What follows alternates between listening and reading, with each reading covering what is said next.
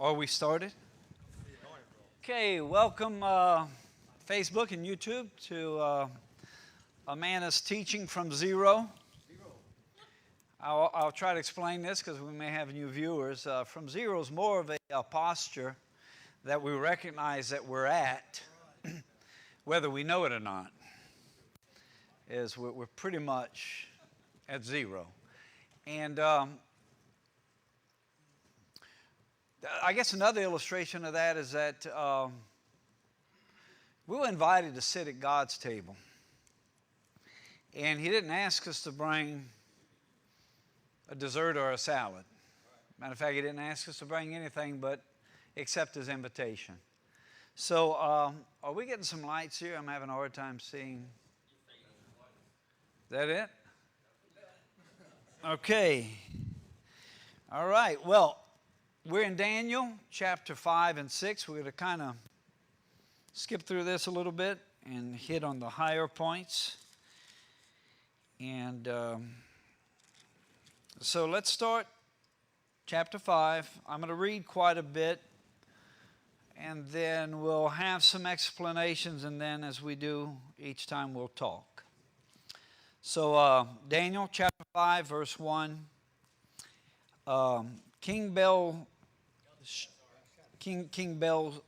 Belshazzar gave a great banquet for 1,000 of his nobles and drank wine with them.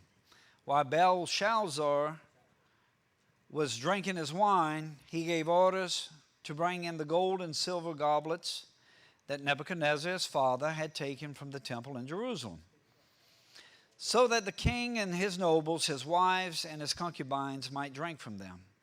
So they brought in the gold goblets that had been taken from the temple of God in Jerusalem, and the king and his nobles, his wives, and his concubines drank from them. As they drank the wine, they praised the gods of gold and silver, of bronze, iron, wood, and stone. As we read on, we're going to see that Belshazzar actually has some reference, I don't know exactly what it is, of what may or may not be his father Nebuchadnezzar. So either he was there as a young child or he recalled the stories about it. And we're going to read this a little later on and see, and this thing really turns out bad for him as far as that goes. But let's continue reading. Suddenly the finger of a human had appeared and wrote on the plaster of the wall near the lampstand in the royal palace. The king watched the hand as it wrote. His face turned pale, and he was so frightened that his legs became weak and his knees were knocking. Now, I'm not exactly sure what caused this, but I'm guessing that there's a possibility that he recalled what happened to Nebuchadnezzar. And the same thing or something similar to it is taking place. But I'd be pretty shook too if I saw a hand just come out of nowhere and start writing. But this was concerning him. So here's what the king does. Here's what we do. Exactly what the king does. You turn to the flesh normally first. We're trying to get the flesh out of the way so that we don't do that. But here's what he does. He goes to, in verse 7, the king summoned the enchanters, astrologers, diviners. Then he said to the wise men of Babylon, whoever reads this writing and tells me what it means will be clothed in purple, be given a gold chain, not a gold medal, place it around his neck, and he would be made the third highest ruler in the kingdom. Then all the king's wise men came in, but they could not read the writing or tell the king what it meant. So King Belshazzar became even more terrified, and his face grew more pale. His nobles were baffled. But of course his wife walks in, and hearing the voices of the king and his nobles, came into the banquet hall. She states this. I don't know why they state this, but they do this quite often. They first say, may the king live forever. If I'm the king, I'm thinking I'm not going to live forever. I don't know why you guys keep saying that, but they do. It's over and over. Even, by the way, Daniel does it. I guess it's out of respect. But she said, don't be alarmed. Don't look so pale. There is a man in your kingdom who has the spirit of the holy gods in him. In the time of your father, he was found to have insight and intelligence and wisdom like that of the gods. Your father, King Nebuchadnezzar, appointed him chief of the magicians, enchanters, astrologers, and diviners. He did this because Daniel, whom the king had called Belshazzar, was found to have a keen mind and knowledge and understanding, and also the ability to interpret dreams, explain riddles, and solve difficult problems. Call for Daniel, and he'll tell you what the writing means. Okay. All of these talents that Daniel has, all of this insight that Daniel has, people see it in him, they witness it, and we're going to see that they account it to his God. We look at someone who has talents and we tend to account them as a spiritual gift, and we may miss that it's really God in them. And this is really what's happening with Daniel. Daniel's extremely humble, and he's going to come in, he's going to interpret this only because God has involved Daniel in the process. Okay, not because Daniel chose to get involved. Someone else spoke about him, recalled who he was, and said, bring this man in. So that you know, the footnotes here says about 66 years has passed by since the first chapter. The first account of Daniel, it's been 66 years, it states. So I don't know how old. He's in his 80s maybe. Okay, maybe older than that. I don't know. But he's got a reputation, and his reputation is this: Daniel's God. Oh, we'll read it. Daniel's God, you hear it in the past. His God. And that's what we're wanting. We're not having to do all these things for God. If we do what Daniel, Shadrach, Meshach, and Abednego do, we'll find ourselves maybe not finding ourselves in a burning furnace or thrown in a lion's den. But we'll find, this is what we should find. We should find the life of Christ leaving a mark on other people's thought process, how they see God, not how they see us. And so they put confidence in Daniel's God as we read this thing. And that's why trusting God is so important. So that God gets the opportunity to do in us what we can't do and what no other man or woman can do. Okay? So we're going to read this thing and see how this plays out. Verse 13. So Daniel was brought before the king, and the king said to him, are you Daniel, one of the exiles my father, the king, brought from Judah? I have heard that the spirit of the gods is in you, and that you have insight, intelligence, and outstanding wisdom. The wise men and enchanters were brought before me to read this writing and tell me what it means, but they could not explain it. Now I have heard that you are able to give interpretation and to solve difficult problems. If you can read this writing, he tells them, I'm going to give you this purple cloth, a gold chain around your neck, and I'm going to make you the third highest ruler in the kingdom. Then Daniel says this to the king: you may keep your gifts for yourself and give your rewards to someone else. Nevertheless, I will read the writing for the king and tell him what it means.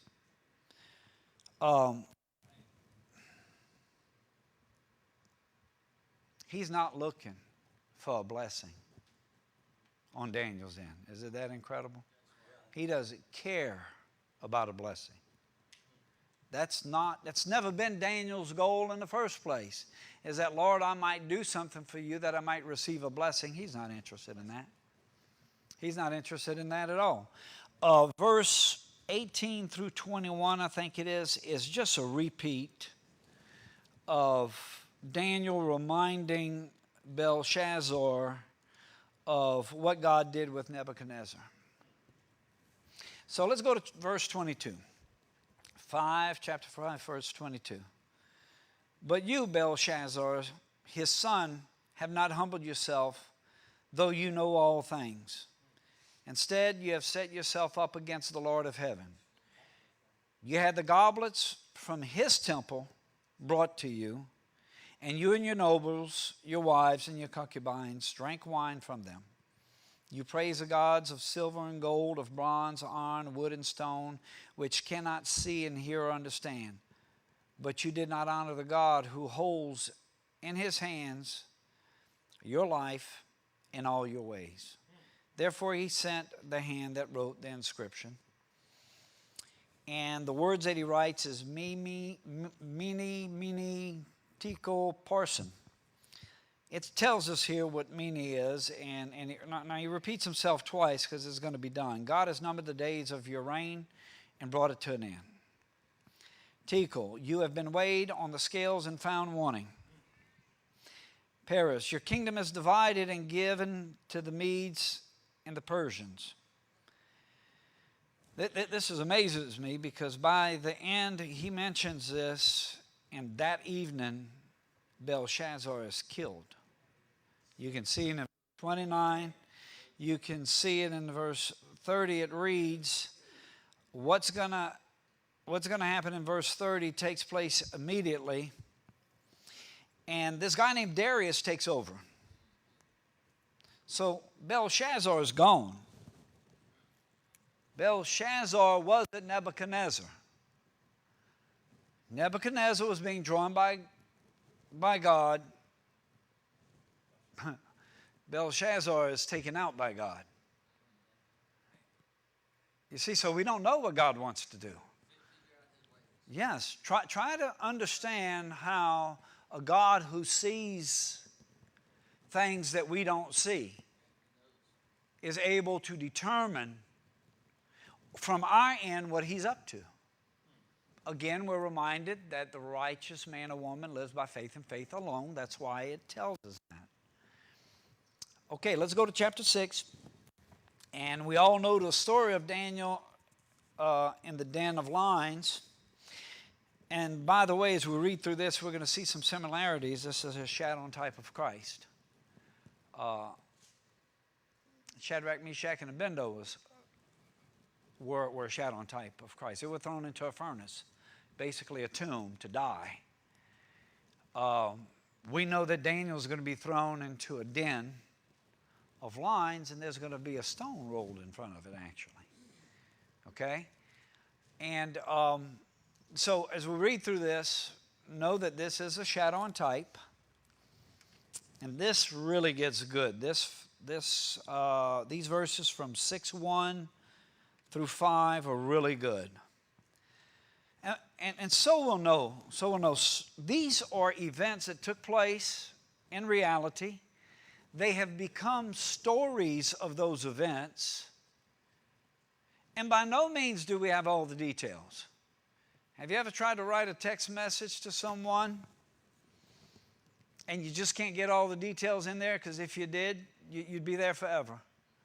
Well, these have been abbreviated, shortened, and emphasized in certain areas. So we don't know all the details about what goes on here. So, and the reason I say that is we're not looking to make this an educational process for us. It's not educational in its nature. If it were educational, we'd need more details. This is relational. And God wants to build a relationship with us. He's not looking to enhance our intelligence or our knowledge. He's certainly not looking to do that. And He's not wanting us to get to the point where we think we can improve. That's not His goal.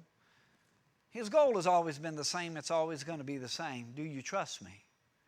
I want you to trust me because my ways are better for you. And so we're going to see that this is absolutely who Daniel is. And there's no reason that this should not be us. There's none. We're reading about these men, and the same events, maybe not the same events, but circumstances and events should be taking place with us where we're postured to trust God. Problems are disguised as opportunities to trust. That's why they're there. You know, God doesn't just curse the world because He's mad at mankind. He curses the world so that mankind gets opportunity to trust Him. Okay? So we're going to find out that this hero of ours, Daniel, does exactly that. And it doesn't come from his mouth. It comes from others. Others speak about him this way. Verse 1, it pleased Darius to appoint 120 satraps to rule throughout the kingdom, with 3 administrators over them, one of whom was Daniel. The satraps were made accountable to them so that the king might not suffer loss. Now Daniel so distinguished himself, I know it reads that way, but it's God who distinguished Daniel, but Daniel allowed God to distinguish himself through Daniel. That's what Daniel, so it's read this way. Now Daniel so distinguished himself among the administrators and the satraps by his exceptional qualities that the king planned to set him over the whole kingdom. At this, the administrators and the satraps tried to find grounds for charges against Daniel and his conduct of government affairs, but they were unable to do so. They could find no corruption in him because he was trustworthy and neither corrupt nor negligent. Finally, these men said, listen to what their plan is. Boy, they're treating Daniel like they did Jesus. We will never find any basis for charges against this man, Daniel, unless it has something to do with the law of his God. Why would these guys say that? They're saying the only way we can catch this guy and set him up is if we catch him in his devotion to God. We're going to trap him by the very devotion that he has to his God, and that's how we're going to set him up. Yes. I mean, here, this is absolutely incredible. These guys are jealous of him. That's all it is. They're just jealous. I think maybe the Pharisees were a little jealous of Jesus also. But boy, we're going to set you up, Daniel, concerning your God. Now, there's something we're going to read here in a little bit that's going to appear to be the answer to Daniel's success. Daniel's success in allowing God to have a relationship with him. And we're going to think it's one thing, but it's actually something else. Okay? Verse 6. So these administrators and satraps went as a group to the king and said, may King Darius live forever. There we go again. The royal administrators, prefects, satraps, advisors, and governors have all agreed that the king should issue an edict and enforce the decree that anyone who prays to any god or human being during the next 30 days, except to you, your majesty, shall be thrown into the lion's den. Now, your majesty issued the decree and put it in writing so that it cannot be altered in accordance with the law of the Medes and the Persians, which cannot be repealed. So King Darius put the decree in writing. King Darius, what are you doing, bud? What? They come to you. Don't you think he would at least ask them why they came up with this? He does not. Or at least we don't have it. We don't have the explanation here as to why he didn't. But there's something about King Darius that God likes. Even though he's not, there's no wisdom in this here. He doesn't catch it, what's going on, because he really likes Daniel.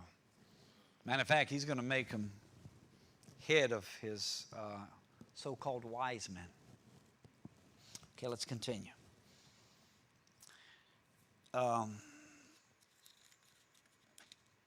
Where are we at? Verse 8?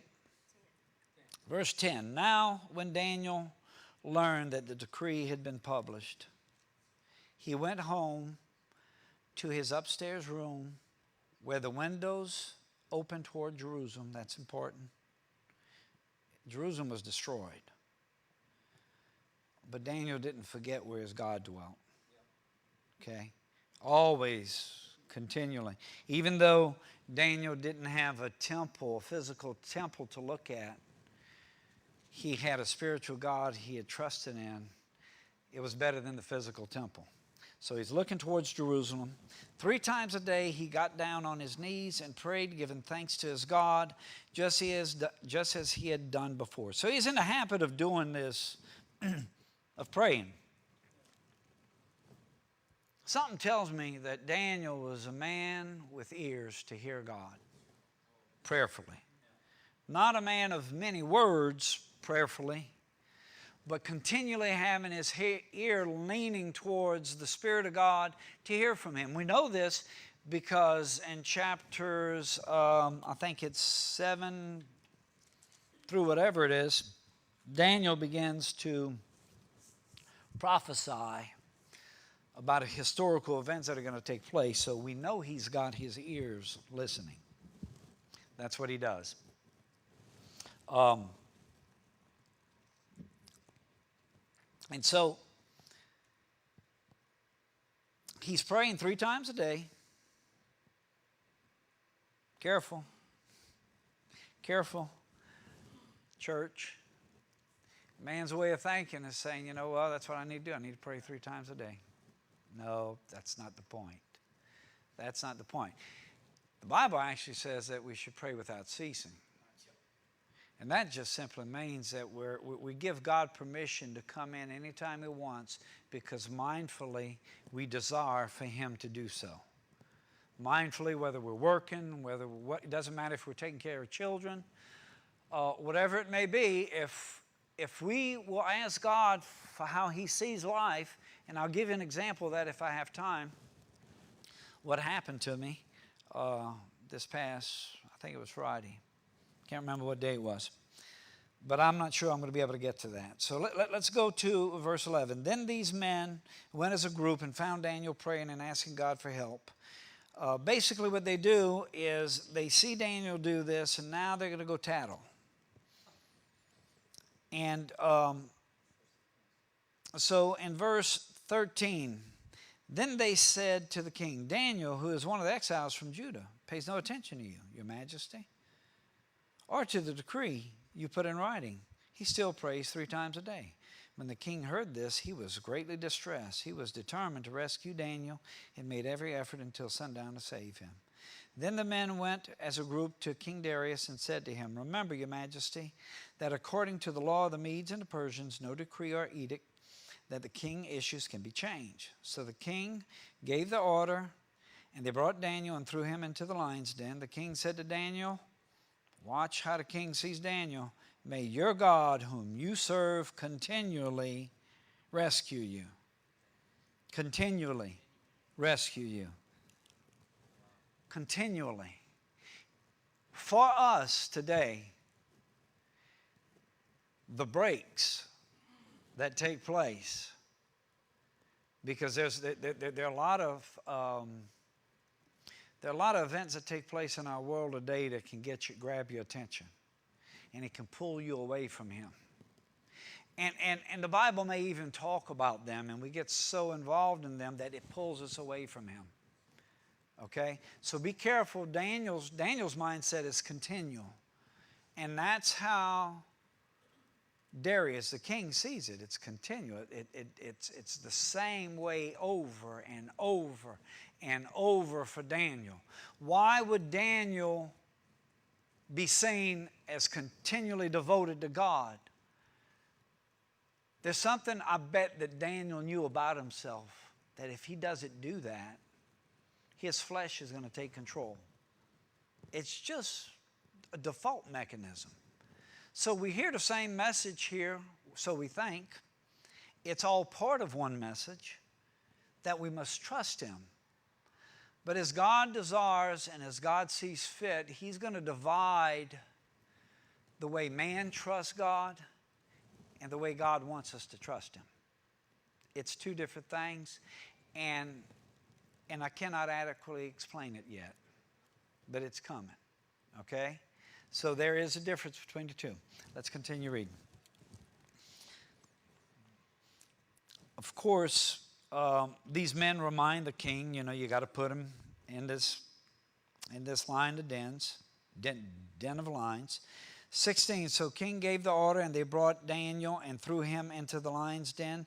The king said to Daniel, may your God, whom you serve, continually rescue you. A stone was brought and placed over the mouth of the den. There it is. And the king sealed it with his own signet ring, just like God sent Jesus to the cross, had him buried. These rings would signify that this could not be broken or touched. Then the king returned to his palace, verse 18, and spent the night without eating and without any entertainment being brought to him, and he could not sleep. And at the first light of dawn, the first chance that he could go and check on Daniel, he went. Boy, to have that kind of effect on people, huh? To have Christ live in us in a way that mankind, the lost, would be attracted to that. And so at the first sign of light, he hurries up to the lion's den. Verse 20, when he came near the den, he called to Daniel in an anguished voice, Daniel, servant of the living God, has your God, whom you serve, continually been able to rescue you from the lions? Daniel answered. Doesn't matter what he says. The king's fired up at this point. Doesn't matter what Daniel says. Daniel could have said, oh, excuse me, I burped. It doesn't matter. He's so excited Daniel's alive. And this changes King Darius, by the way, just like it did Nebuchadnezzar. Watch. Daniel answered, may the king live forever. Here we go again. My God sent an angel and shut the mouths of the lions. Of course, he comes out. He's not hurt. The king's overjoyed in verse 23. But in verse 23, you see, here's the point. The praying 3 times is a result of this, not the other way around. Watch verse 23. The king was overjoyed and gave orders to lift Daniel out of the den. And when Daniel was lifted from the den, no wound was found on him because he had trusted in his God. Because Daniel trusted in his God, that's why he would go and pray and have his ear listening. You don't go listen for something you don't trust in, do you? No, you lean into something because you trust him. And so that's what's getting established here. Trust in God is getting established. What we're going to do is we're going to drop down to verse 26. This is King Darius. He says, I issue a decree that in every part of my kingdom people must fear and revere the God of Daniel. Boy, look, guys, there's no reason that Christ in us can't do the same thing with us that God was able to do with Daniel. He said, revere the God of Daniel. That's big time. When someone's going to make a decree and say that this is the case. Here's what King Darius concludes. For he is a living God, and he endures forever. His kingdom will not be destroyed. His dominion will never end. He rescues and he saves. He performs signs and wonders in the heavens and on earth. He has rescued Daniel from the power of the lions. Okay, so that's a story of Daniel with King Darius, the lion's den. And I'm going to give you an example of, I'm going to be a little 5 minutes over here. But I'm going to give you an example of what happened this past week. I have an eightplex. I cut the grass. Since I've gotten it, a main line was broken, a water line, and it basically, long story short, I don't know who did it, but there's some little kids who play in the neighborhood live there. And it cost me $1,000. basically. That's what it cost me. And of course, as I'm told by other tenants that these children play, I'm thinking, yeah, that's what children do. They play. And yeah, I probably could have broke the line too. So I waited. I was patient and I waited. And I have potholes in the driveway in the parking lot, so I put limestone in there. And once again, the kids are playing. They're taking the limestone out the potholes and they're throwing them all up. They're playing. That's what they do. They're playing. And so I went sometime this week, and the water line, it happened about a month ago. The water line break happened about a month ago. And this is personal for me, but I'm going to share it with you because there's a difference. There's a difference. I was frustrated when I saw all the rocks everywhere, and I got all this work to do. And I said, man, I can't keep having these kids do this. So I'm going to go knock on the door of the ones I'm pretty sure who it is. I'm a little frustrated. I'm knocking at the door, and I have some thoughts in my mind of what I'm going to say to the parent, and like out of nowhere, they totally changed. Look, until it happens to you, I can tell you till I'm blue in the face, but I'm going to share it with you because what happened is the mind of Christ took over. And he says, Tijo, love and teach. It's all on you, love and teach. I was like, knocked on the door, and I said, I called her by name, and I even told her I might mention her little boy because he's incredible. I said, I have all these rocks, these limestone out here spread all over the place. I said, I'm pretty sure your kids were playing the other day. My wife and I came by and we saw them in that area.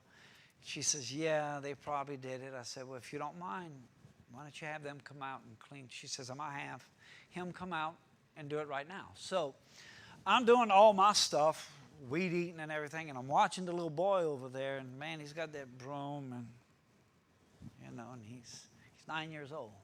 So there's no attention span. There's no motive. There's nothing there.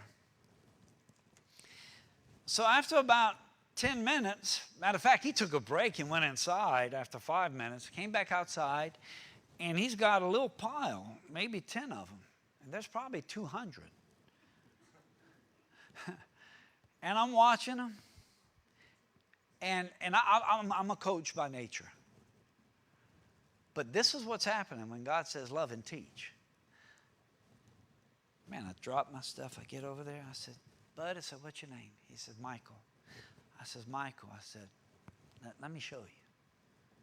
I said, you see how far out all those rocks are? I said, in your mind, make a circle around all the rocks. And then what I want you to do, I want you to start from the outside and start pushing them in and keep going in circles until you get a pile. So I'm thinking like a 9-year-old, let's make a game out of it. And in 5 minutes, he had it done. He took instructions. He did it perfectly. I encouraged him in the middle of it. And he became,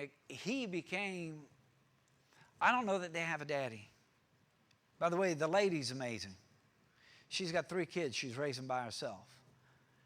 And I watched him put that pile together. I thought to myself, man, he's going to have something to put it in to bring it back. So I got a 5-gallon bucket. I said, Michael, I said, man, you did fantastic. I said, put those in the bucket and go pour it where you got it and then come see me. So I'm standing there, I'm kind of doing some stuff. I'm watching him. He does it, and he tips off his hands like that to get the dust off, and he takes the thing, and he's swinging the bucket, and he walks over there, and he pours it. He says, Mr. Tijo, I'm done. I said, Michael, time out. You did an excellent job, and if you continue that one day, you're going to make a really good worker. And I said, what I want you to know, I was watching you the whole time. And I said, you did exactly what I asked you to do. I want you to know people are watching you, and when you work, if you're a good worker, you're going to make good money. He says, okay. And I said, well, listen, I said, I'm proud of you. I said, you can go now. So he goes back to his house.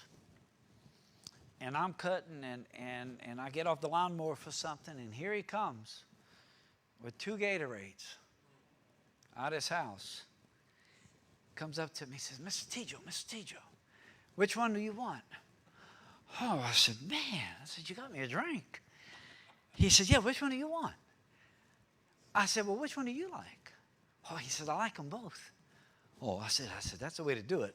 I said, so okay, I said, I'll take this one. I said, and then he turns around and he's walking.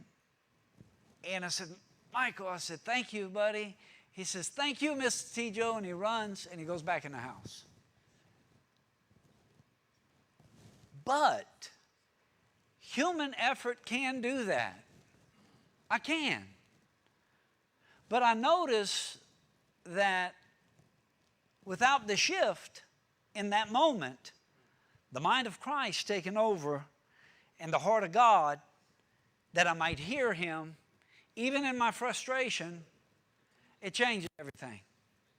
So we talk about God's kingdom first, and that's why we lend our ear. And then God's gracious and kind enough to come into our kingdom second and do this. And I sat down with the mama, and that little boy, if she passed away, I'd take him. He'd be ours, Cindy. His name is Michael. All he wanted to do was for his mama. He had made some brownies, wanted to give me some brownies. Feed he wanted to do for his mama. That's all he wanted to do. He's a mama's boy. He's lovable. He's great. He's fantastic. And by the way, she is also. She's doing a great job as a parent. So that's kind of the lesson for today, that both God's kingdom, if we lend our ear first to that, he'll take care of the rest. Okay, let's go fellowship. Thanks, guys. By the way, I do not